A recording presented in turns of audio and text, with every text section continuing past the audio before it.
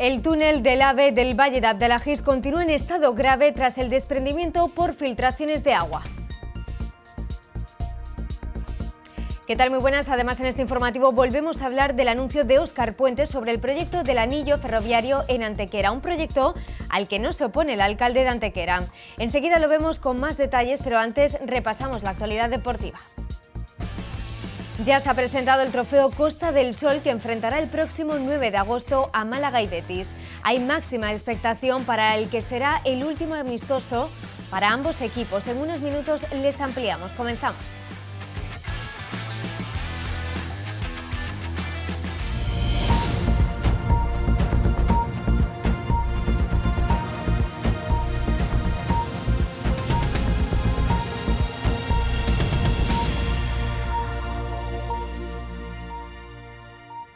Bueno, casi 3 días después del desprendimiento de parte de un túnel del AVE en el Valle de Abdelaziz por filtraciones de agua, el estado de este túnel sigue siendo grave. Sin visos todavía de ser arreglado, de momento solo funciona una de las dos vías, la número 2, ya que la inundación cubrió prácticamente la vía 1 de esta infraestructura. Aunque ya están trabajando sobre la zona, desde Adif todavía no han dado plazos para la reparación. Podrían tardar meses en repararla.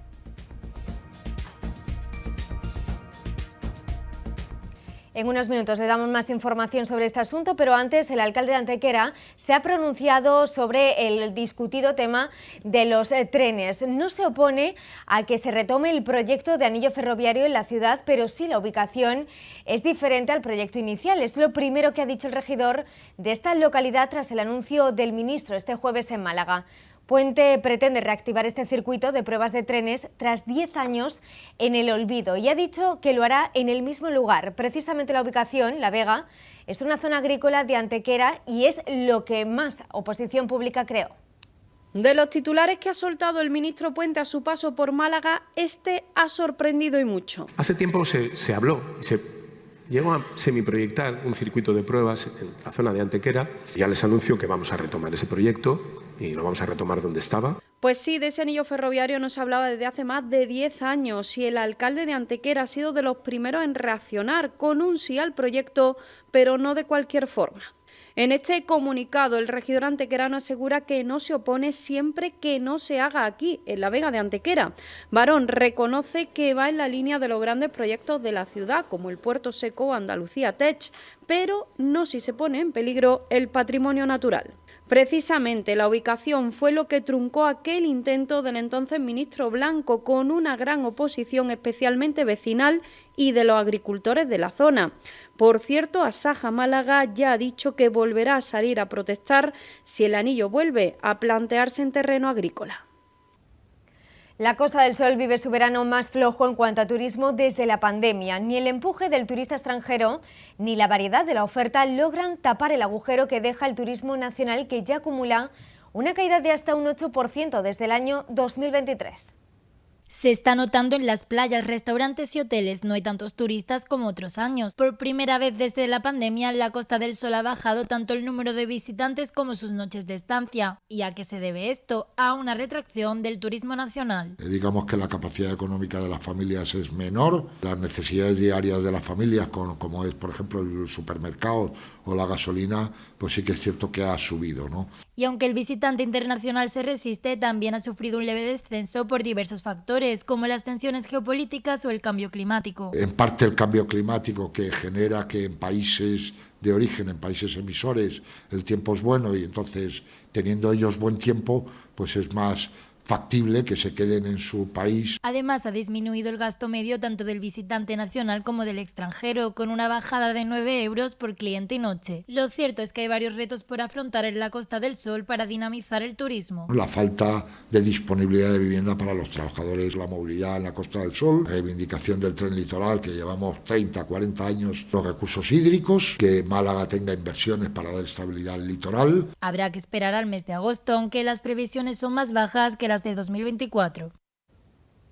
Y se cumple un mes del corte al tráfico en calle Victoria por las obras de rehabilitación del recolector de carretería. Es una de las calles más transitadas de la ciudad, llena de comercios. Un mes después hemos querido preguntar cómo llevan este mes de obra en la zona, cómo los afecta a los vecinos y también a los comerciantes. Escuchen.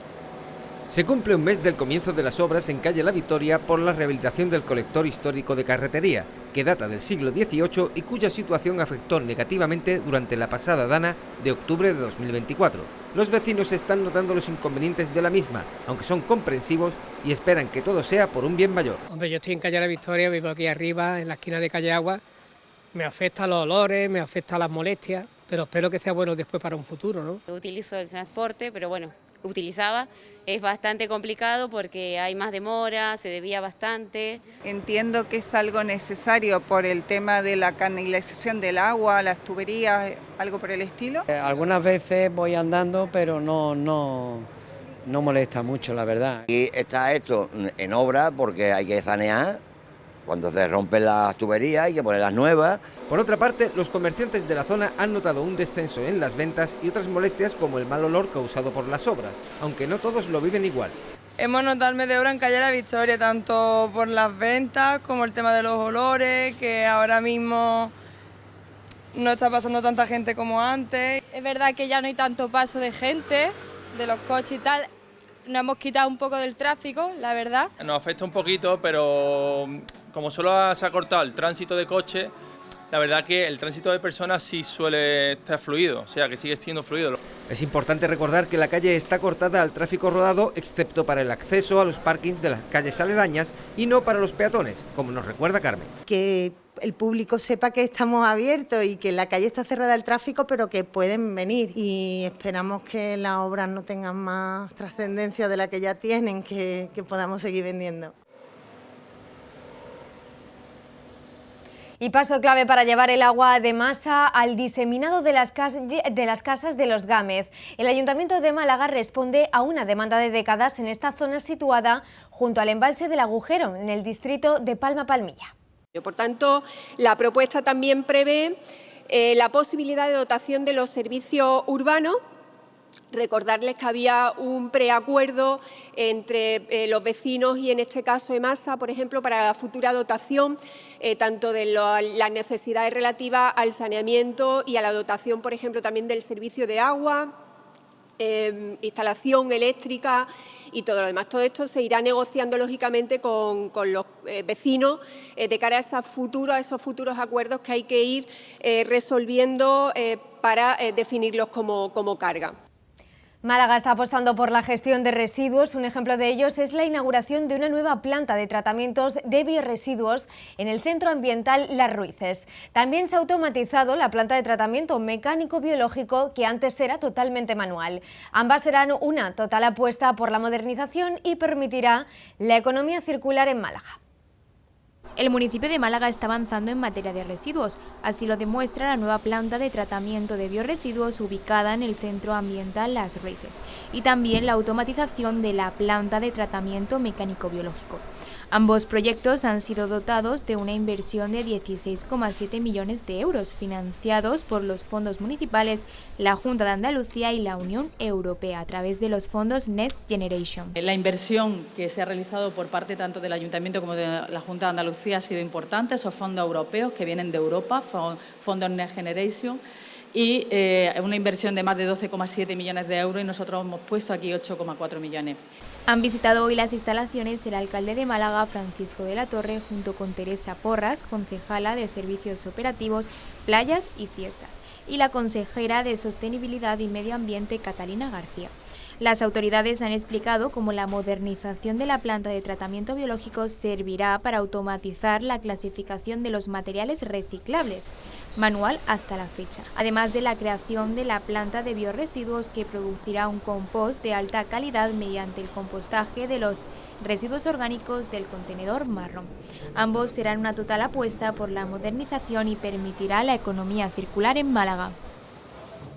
Y se lo contábamos en el arranque del informativo, este viernes se ha presentado el trofeo Costa del Sol, que enfrentará el próximo 9 de agosto a Málaga y Betis. Hay máxima expectación para el que será el último amistoso para ambos equipos. Grandes figuras como Isco, Pellegrini o Joaquín regresarán a la Rosaleda para el partido, que se podrá ver en directo en esta casa, en 101 Televisión. Además, los abonados ya pueden comprar las entradas para la cita, mientras que los no abonados tendrán que esperar al próximo 4 de agosto.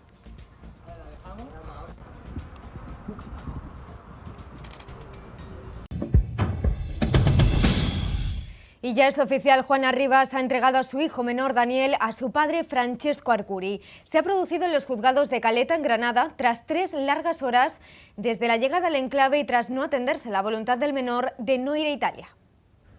El hijo menor de Juana Rivas vuelve con su padre Francesco Arcuri a Italia. La entrega se ha producido esta mañana del viernes en los juzgados de Caleta, en Granada. Rivas llegaba a eso de las 9:05 con Daniel. Más tarde lo haría el padre, quien llegaba solo, y un poco más lo haría su abogado italiano, Serlapo Bardi, quien ha permanecido alrededor de la zona durante toda la mañana. 3 horas de espera después, a las 11, Juana Rivas abandonaba las dependencias sola, algo que auguraba el desenlace de la historia. Francesco lo haría a las 12:15, ya con su hijo Daniel, a pesar de la reiteración del menor de no querer volver con su padre. Escoltados por los furgones de la policía local, abandonaron el lugar de forma rápida, tomando rumbo directo a Italia. Casi 3 días después del desprendimiento de parte de un túnel del AVE en el Valle de Abdelaziz por filtraciones de agua, el estado de este túnel sigue siendo grave. Sin visos todavía de ser arreglado, de momento solo funciona una de las 2 vías. Desde Adif todavía no han dado plazos para la reparación. La imagen sigue siendo preocupante y aunque ya están trabajando sobre la zona, desde Adif todavía no han dado plazos para la reparación. Este desprendimiento además ha tenido lugar en un momento tenso de la movilidad ferroviaria.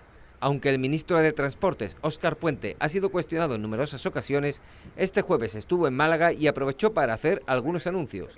La delegada de la Junta de Andalucía en Málaga, Patricia Navarro, aprovechaba entonces para exigirle explicaciones al ministro. El señor Puente, ministro de Fomento, vino a dar grandes titulares y a ofrecer muchos millones de euros. Sin presupuesto y explicando cómo iban a ser las fórmulas para poder aplicar esas promesas económicas, hace ya tiempo que se nos empieza a quedar pequeño.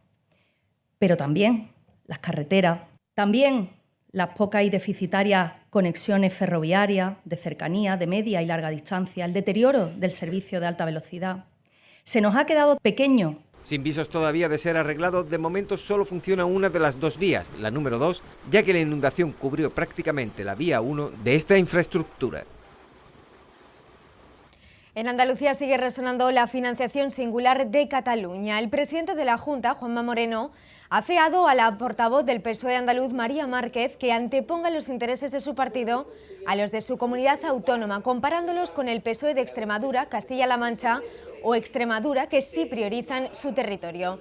Le echaba en cara que apoyasen a Sánchez incluso cuando va a hacer, decía, una barbaridad en contra de Andalucía que supone romper, aseguraba Moreno, principios fundamentales del Estado como son la solidaridad, la igualdad y la redistribución de la riqueza. Por su parte, Márquez reprochaba a Moreno que se obceque tanto con Cataluña en una vez de hacer una alianza a favor de Andalucía. Arranca la segunda parte de la operación Salida. Se esperan más de 1 millón de desplazamientos en Andalucía durante este fin de semana. Y es que la inminente llegada de agosto hace que muchos adelanten ya las tan esperadas vacaciones. Arranca la segunda fase de la operación Salida en Andalucía de este verano. El cambio de mes inminente hace que muchos conductores y sus familias adelanten el inicio de las vacaciones, con el consiguiente incremento de la movilidad y de los atascos. Tráfico ha hecho una llamada a la prudencia y al respeto de las normas de circulación, en especial en los trayectos cortos, en los que se acostumbra a bajar la tensión al conocerse el recorrido. En las vías convencionales, un solo carril por sentido de circulación, y en las vías con alta presencia de peatones, ciclistas y motoristas. Desde el pasado 1 de julio han perdido la vida en la carretera 90 personas.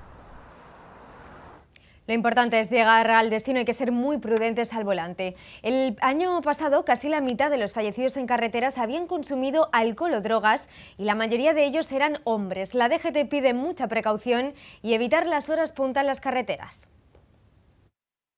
El dato es sin duda preocupante. De los 937 conductores fallecidos durante 2024, casi la mitad de ellos había consumido algún tipo de sustancia tóxica y no estaban en las mejores condiciones para llevar un vehículo.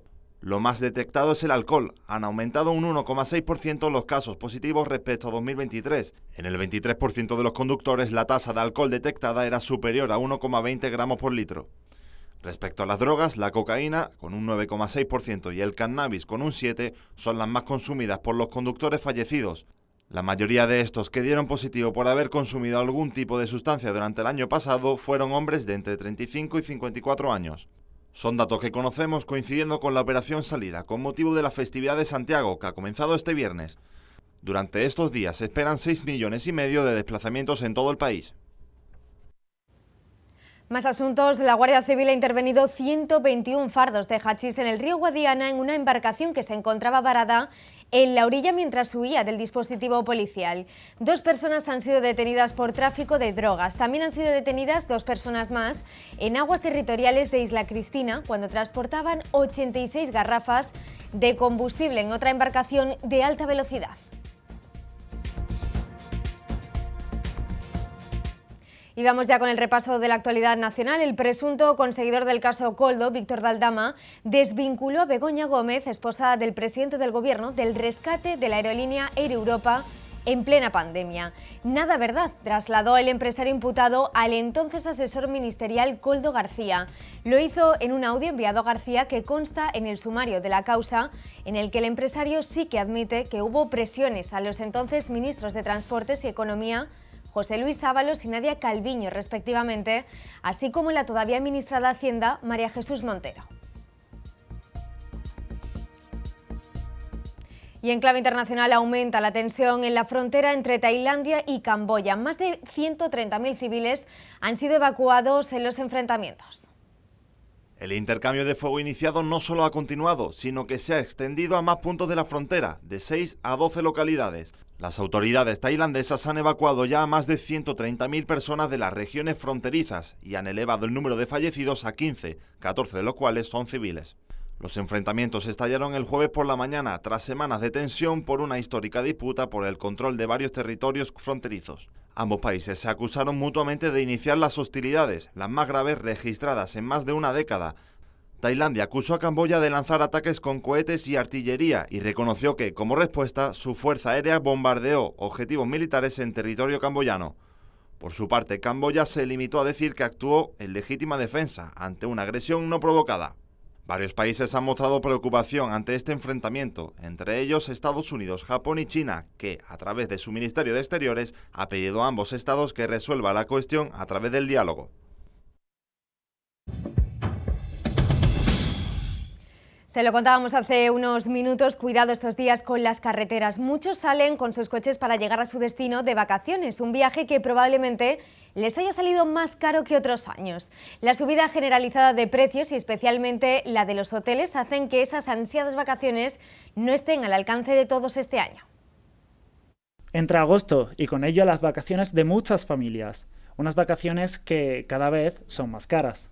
Los precios este año suben de forma generalizada de media un 6%, y esto, sumado a la subida de precios de los hoteles que ronda el 25%, vaticinan unas vacaciones difíciles para muchas familias. Bastante la subida de todo. La materia prima por lo visto ha subido bastante, pero es que todo se refleja en la subida. En cualquier cosilla, incluso en la hostelería y en el alojamiento también, sobre todo. También es verdad que los precios han crecido últimamente, pero eso yo no creo que va a acabar aquí, sino que seguirá creciendo. La alimentación como en lo que es el turismo y lo que es el servicio de ocio como puede ser bares, restaurantes y demás. Se estima que el 33,4% de las familias españolas no pueden viajar este verano dentro de la península, y es que la subida de precios generalizada en España hace que viajar a otros países sea, paradójicamente, más asequible para los españoles. Esa subida de poder desplazarte a cualquier sitio que te cuesta más caro no es normal, vamos, dentro de lo que es los vuelos a nivel nacional. Es que son súper caros. Eso es raro, sí, eso es raro. Te pilla un avioncillo, Londres, por ejemplo, son 20 euros. Y aquí, yo que sé, a Madrid o a Valencia, que fui hace 3 años, fueron creo que 80 en un ave o algo así, una barbaridad.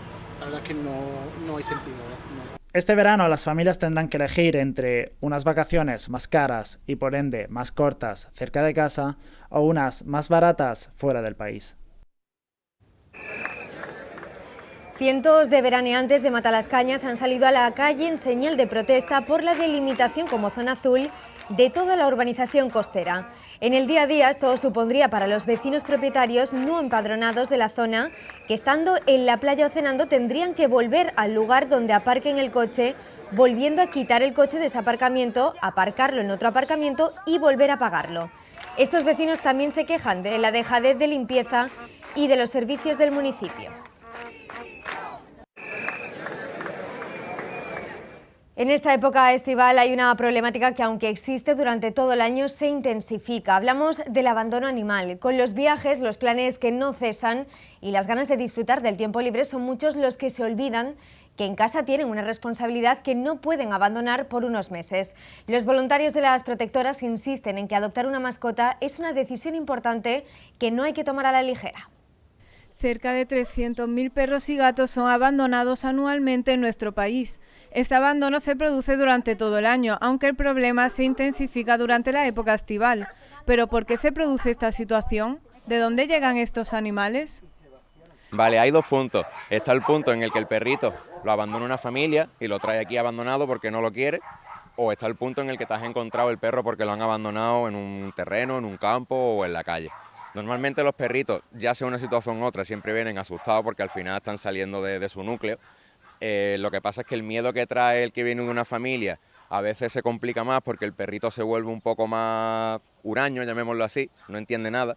Y los del campo normalmente vienen bloqueados, vienen con muchas heridas, muchos bichos, con enfermedades. Concretamente en Andalucía se estima que cada año se abandonan unos 70.000 perros, un 43%, especialmente durante los meses de julio y agosto.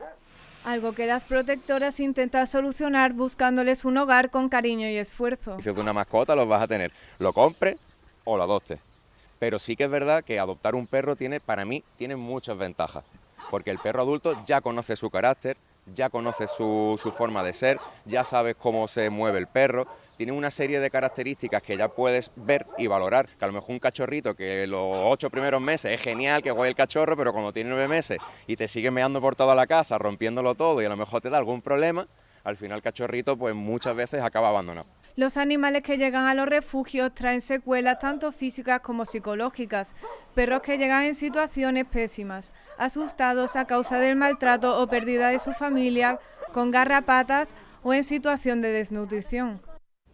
Y solo quedan horas para uno de los grandes eventos del verano a nivel nacional e internacional por su gran repercusión. Y con ella, Sevilla se pone a la vanguardia del entretenimiento. Hablamos de la velada del año 5 de Ibai Llanos. La espera está a punto de terminar para las 85.000 personas que asistirán el sábado a la velada del año 5. A las 7:30 dará comienzo el evento, que durará unas 7 horas y que enfrentará a los influencers hasta pasadas las 2 de la madrugada, con el esperado combate protagonizado por Gref y Westcool. Pero además del boxeo y los influencers, también hay importantes artistas invitados como Aitana, Mike Towers o Los del Río, combinando el deporte y la música en directo. Sevilla se pone a la vanguardia del mundo del espectáculo con este evento, cuya retransmisión en Twitch se equipara a una final de Champions League. Y este viernes Benalmádena rinde homenaje a una de las grandes cantantes del siglo XX español. Hablamos de María Jiménez. Este viernes en el Auditorio de La Paloma se representa el musical Mi Mundo es Otro y es un tributo a la sevillana que nos dejó hace ya casi 2 años.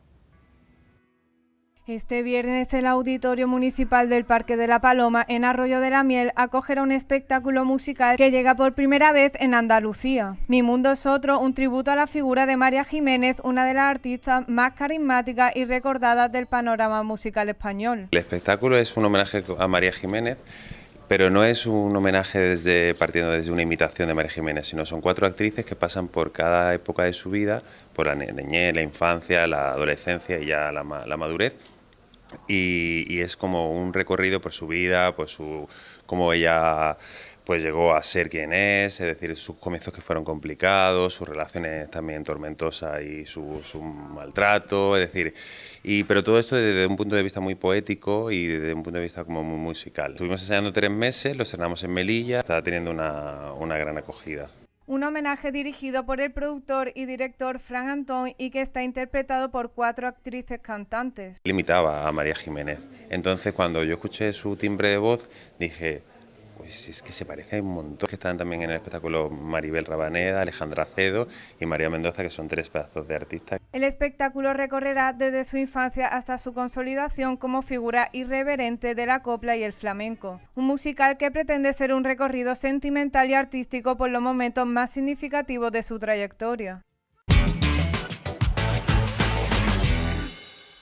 Segurestil, especialistas en puertas de seguridad, y Acorazadas patrocina este espacio.